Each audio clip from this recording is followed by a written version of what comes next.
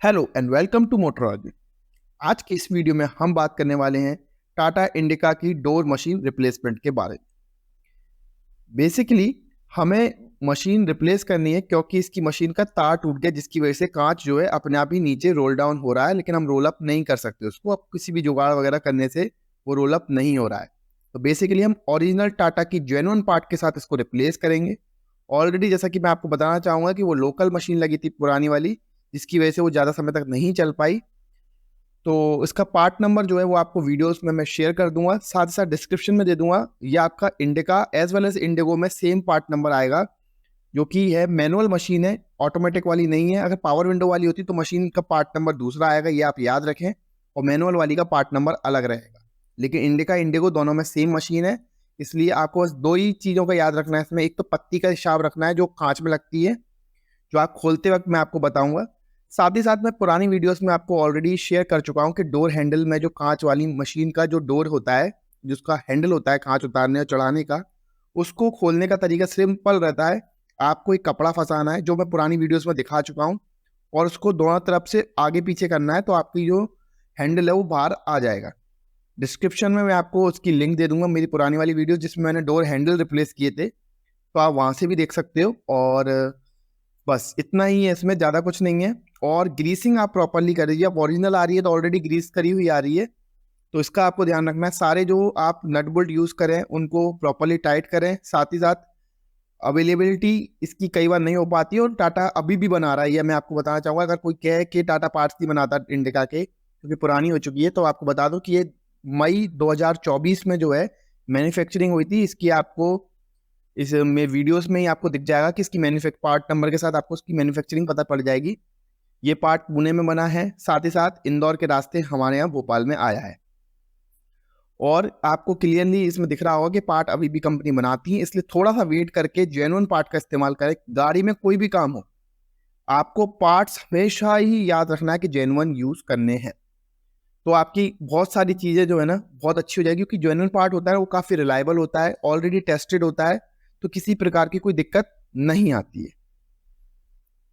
तो बने रहेंगे वीडियो में। अगर कोई आपको डाउट होता है तो आप प्लीज़ मुझे कमेंट सेक्शन में पूछ सकते हो। नया वीडियो आपको किस टॉपिक पे चाहिए वो भी आप मुझे कमेंट सेक्शन में बता सकते हो। तो इस वीडियो में पूरे प्रोसेस को मैंने बताया कि कैसे आप मशीन को खोलने से लेकर के फिटिंग तक कैसा क्या आप जो है इसमें कर सकते हो।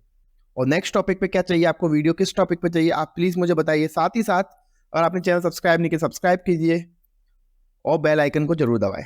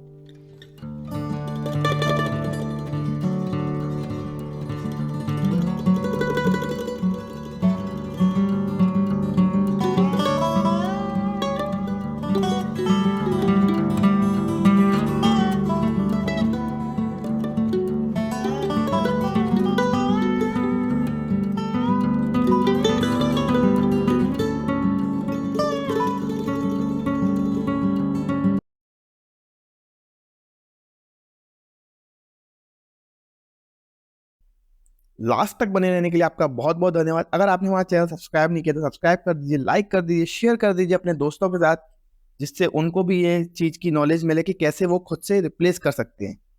तो एट लास्ट हमेशा की तरह बोलना चाहूंगा, अगर टू व्हीलर चलाते हो तो हेलमेट जरूर लगाइएगा, फोर व्हीलर चलाते हो तो सीट बेल्ट जरूर लगाइएगा, ट्रैफिक नियमों का पालन कीजिए। धन्यवाद।